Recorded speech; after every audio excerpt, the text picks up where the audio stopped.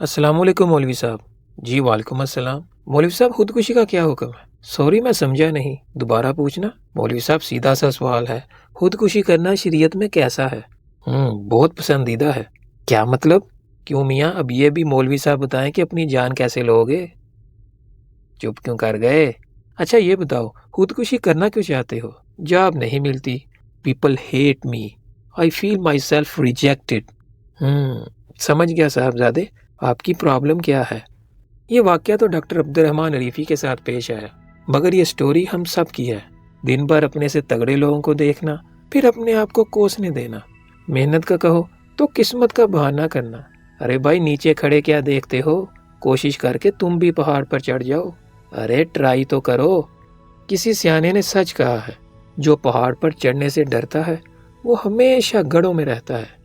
Doctor صاحب کا ایک اور واقعہ۔ ایک دن ایک مجلس میں تھا، شیخ بن باز کا تذکرہ چلا۔ ایک بزرگ فخر سے بولے، میں اور شیخ کلاس فیلو تھے۔ سبحان اللہ! فخر اس بات پہ کہ بڑا آدمی میرے ساتھ پڑھتا رہا، یہ افسوس بالکل بھی نہیں کہ میں خود بڑا نہ بن سکا۔ دوسروں کا تذکرہ چھوڑیں حضور، خود کچھ بن کے کچھ کر کے دکھائیں۔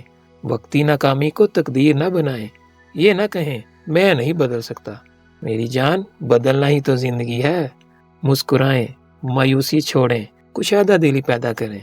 زندگی تھوڑی ہے، اسے جینے کے لیے بنایا گیا ہے، ختم کرنے کے لیے نہیں۔